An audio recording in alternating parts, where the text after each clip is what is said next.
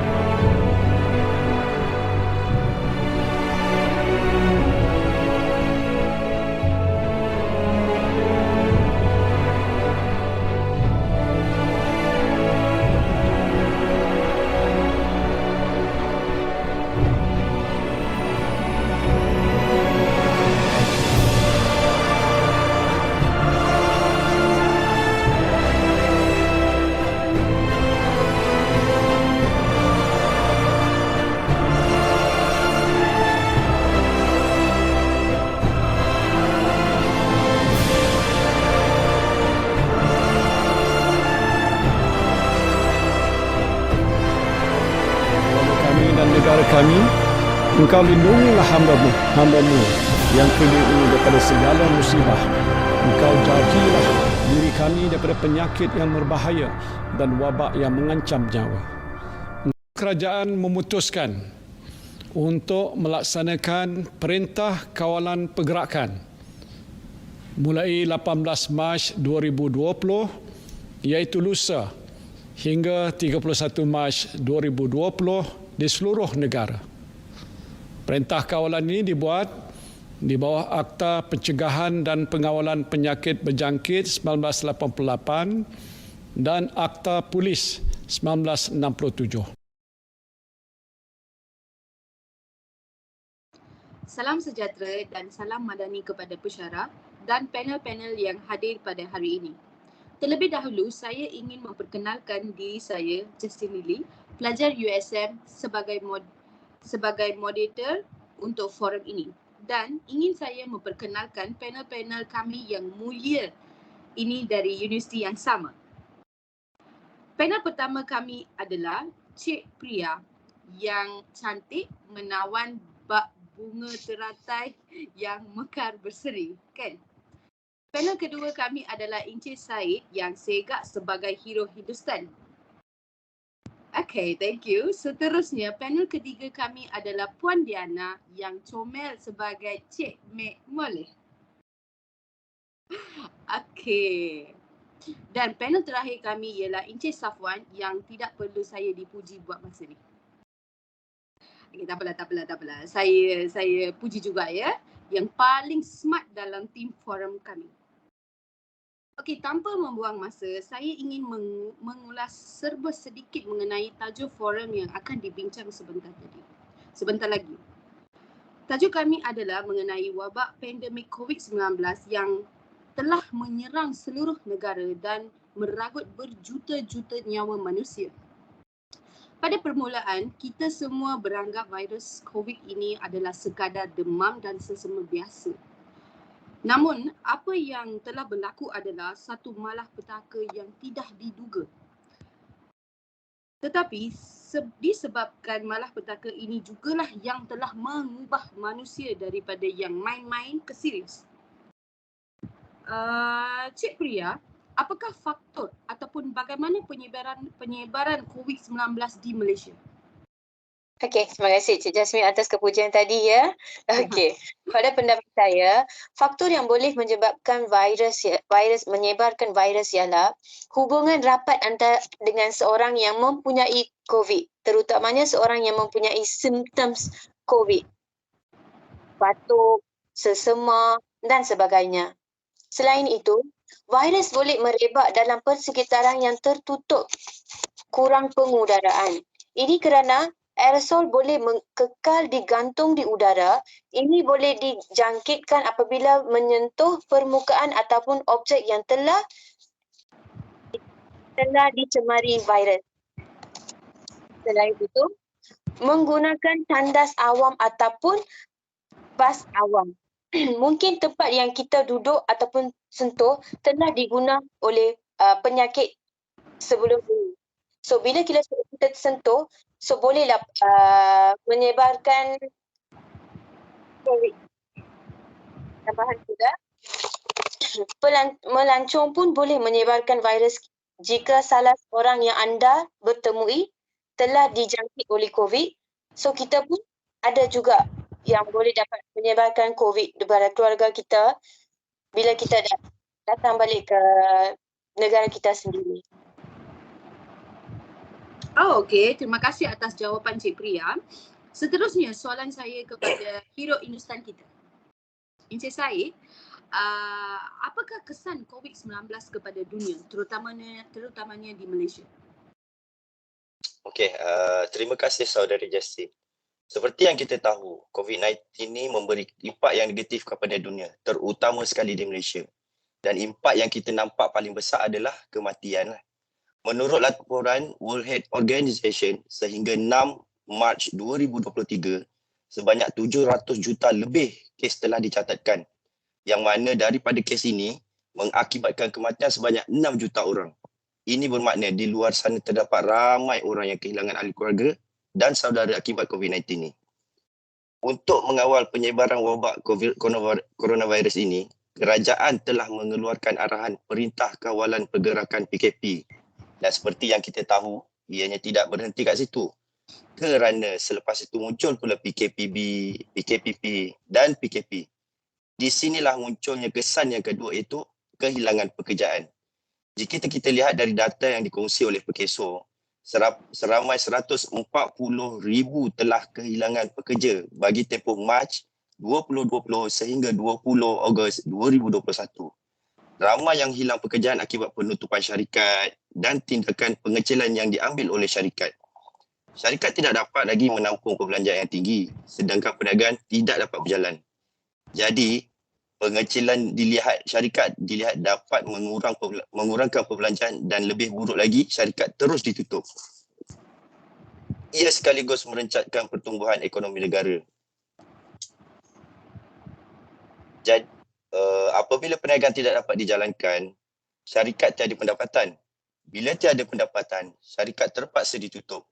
Bila jumlah penutupan syarikat di Malaysia meningkat, inilah tandanya perjalanan ekonomi negara berada dalam keadaan tidak baik.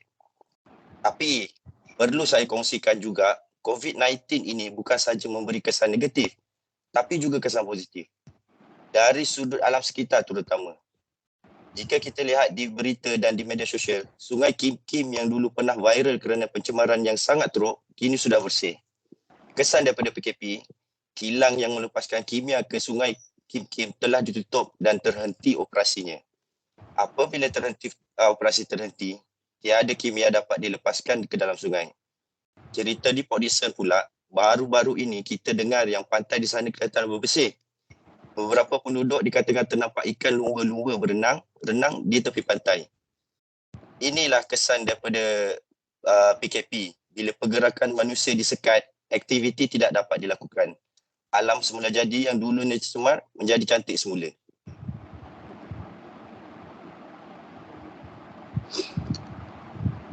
Terima kasih Encik Said. Okey, Puan Diana, adakah cara ataupun cadangan bagaimana untuk menangani wabak COVID-19?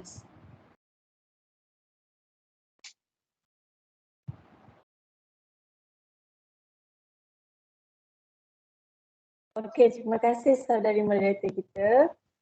Cadangan agar COVID-19 dapat ditangani yang pertamanya adalah dengan cara tidak ada lagi perubahan SOP dan PKP yang boleh mengakibatkan rakyat keliru, serta hendaklah konsisten sekaligus mengelakkan berlakunya perkara-perkara yang boleh menjejaskan keselamatan negara seperti rusuhan atau tunjuk perasaan oleh rakyat akibat ketidakpuasan hati terhadap kerajaan. Cadangan kedua adalah dengan memperluas vaksinasi dos pertama, kedua dan dos penggalak bagi menangani kebimbangan rakyat susulan peningkatan kes jangkitan COVID-19. Setakat ni, Malaysia hanya meluluskan penggunaan Pfizer, Sinovac dan AstraZeneca. Namun banyak negara lain telah meluluskan vaksin lain dalam program vaksinasi diorang. Malah, Pertubuhan Kesihatan Sedunia WHO telah menyelarakan Johnson & Johnson Moderna dan Sinopharm untuk kegunaan kecemasan di seluruh dunia. Dan tentu kesemua vaksin ni tidak mempunyai masalah. Cadangan ketiga adalah dengan mengadakan ujian saringan COVID-19 besar-besaran di kawasan-kawasan hotspot atau di kawasan kadar jangkitan tertinggi agar membolehkan pihak Kementerian Kesihatan menyaring, menesan dan mengasingkan dengan pantas bagi pengurusan wabak COVID-19 yang lebih baik di seluruh negara. Cadangan keempat adalah dengan mempergiatkan kempen kesedaran COVID-19 melalui pendedahan berkenaan bahayanya wabak ini di media sosial, contohnya di aplikasi Instagram, Twitter, Facebook maupun stesen televisyen dan di corong-corong radio.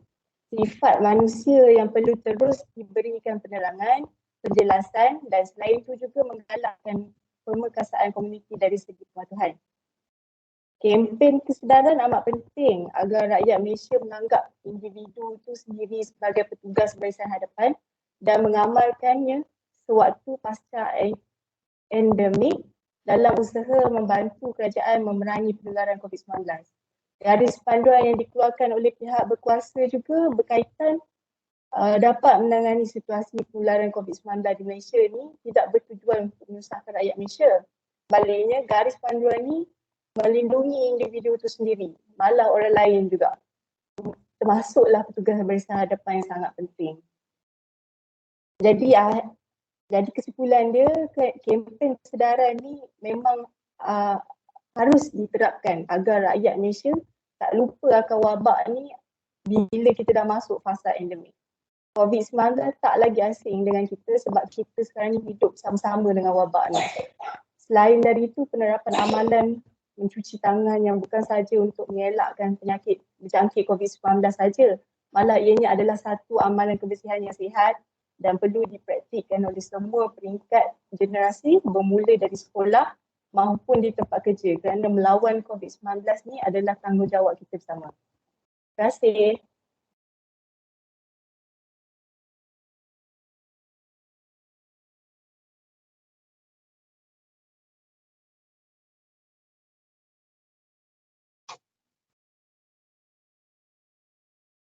Minta maaf Puan Moderator, saya rasa suara Cik tak berapa nak dengar.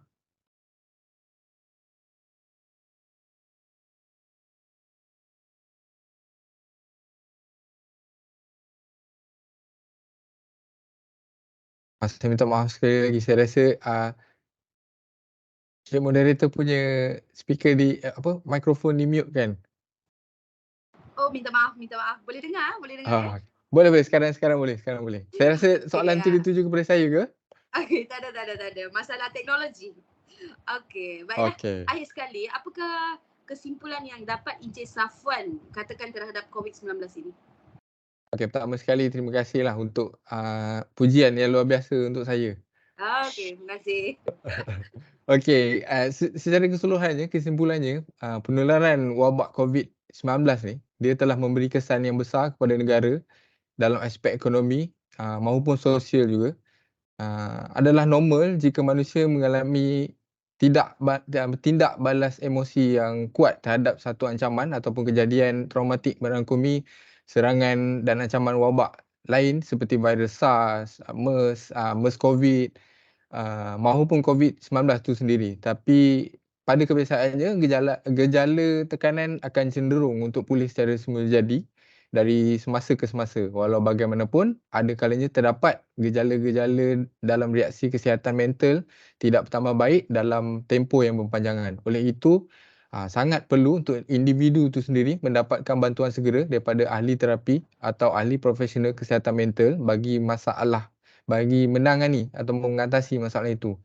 Walaupun terasa sangat sukar dan berat untuk semua pihak melalui dugaan besar diancam oleh pandemik virus COVID-19 buat pertama kali yang berlaku pada masa kini, namun telah ramai juga yang berjaya untuk kekal positif dan mempunyai mekanisme tersendiri untuk terus kuat dalam berhadapan dengan realiti dan mengatasi tekanan yang berpunca daripada wabak COVID-19 ini. Malah kita tahu yang pihak berwajib juga dan kerajaan telah menyediakan talian khusus sebagai usaha untuk membantu rakyat yang sangat terkesan dalam masalah pandemik ini. Pada masa yang sama juga, barisan-barisan bukan kerajaan NGO juga tidak ketinggalan secara berterusan memberikan sokongan emosi dan sokongan sosial dalam membantu mempermudahkan dan meringankan beban emosi maupun beban kehidupan ahli masyarakat dalam melalui tempoh-tempoh yang sukar. Dan diharapkan kewaspadaan dan kepekaan setiap ahli masyarakat dalam menghadapi kemelut COVID-19 ni, pandemik ini, sentiasa di tahap yang tinggi bagi mencapai kejayaan yang konsisten dalam menghapuskan ancaman virus COVID-19 untuk selamanya dari muka bumi kita sendiri. Dengan itu juga diharapkan agar masyarakat juga harus terus peka, saling menyokong dan saling berjaga-jaga dalam standard hidup baru demi keselamatan kita bersama. Kembali kepada Cik Justin. Okey. Terima kasih Encik Safwan ya. Okey, daripada apa yang dibincangkan dalam forum kami, wabak COVID-19 ini perlu dipandang serius oleh masyarakat negara kita dan perlu ditangani dengan segera. Sekian sahajalah forum kami pada hari ini dan ingin saya mengakhiri dengan serangkap pantun. Boleh ke panel-panel? Boleh. Okey. Boleh, silakan. Boleh. Terima kasih. Ayah beli buah ceri. Rasanya manis, enak sekali. Cukup sekian untuk hari ini. Semoga berjumpa di lain hari. Terima kasih. Terima kasih. Terima kasih.